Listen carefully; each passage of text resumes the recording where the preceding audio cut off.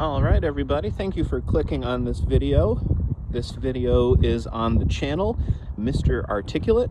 It is a channel where I post a video to YouTube of about 5 minutes in length every night, and my main goal in recording each video is to speak as fluently as I can and to, as much as possible, avoid using filler words like and So I'm raising the degree of difficulty for myself on this video because, as you can tell, I am walking.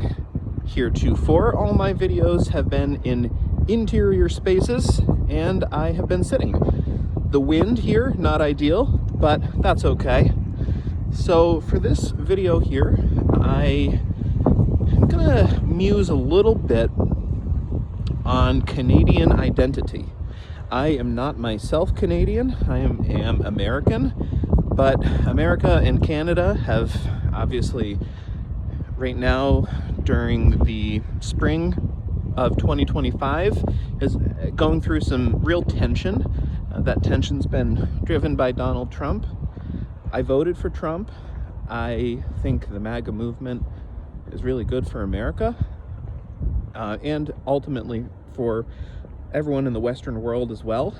That being said, don't love everything he does. I think the whole battle with Canada has been really stupid. A lot of people who voted for Trump, like I did, like to think that there may be some sort of four-dimensional chess aspect to what he's been doing since he took office with Canada, and also some other foreign policy things where we'll look back a year from now and see that there was actually a method to the madness. I don't think that's the case.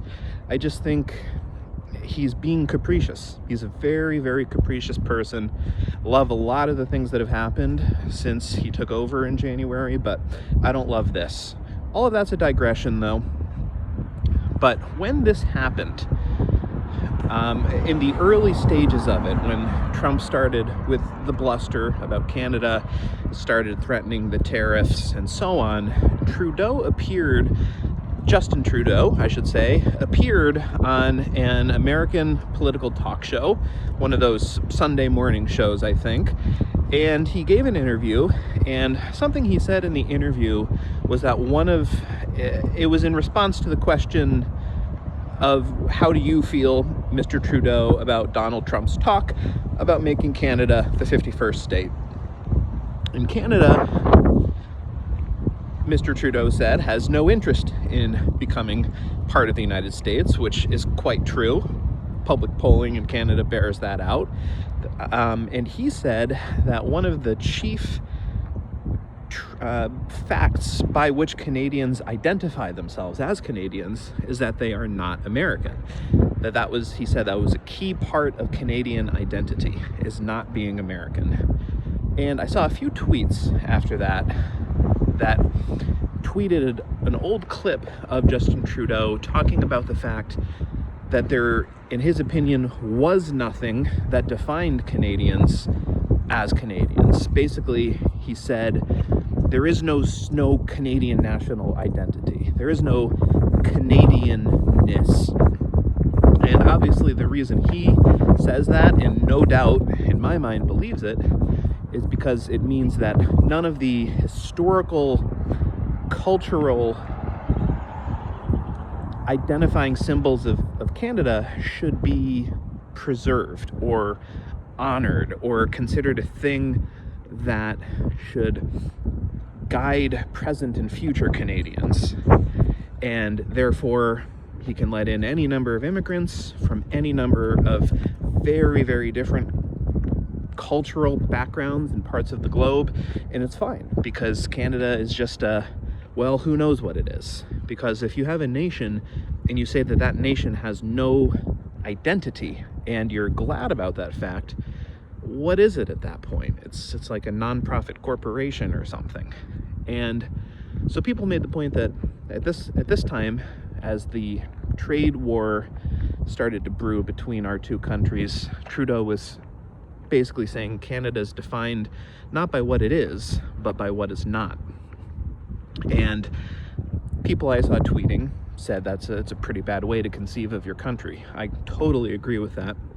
And I'm already at the 5-minute mark just doing my setup. But as to the question of how Canada should actually conceive of itself, it seems to me that Canada should look to its history, and it does have a history.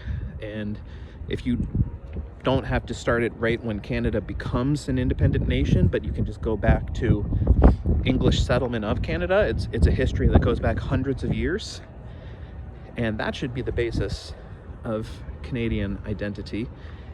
And the fact that Canada is part of the British Commonwealth should be a huge part of Canada's identity.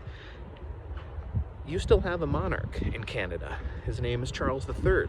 I know people are so down on the monarchy, but I think it's a beautiful thing that even though Canada is an autonomous country with a head of government that reports to no one except the people who elected him, Canada still has a head of state who's different than the head of government.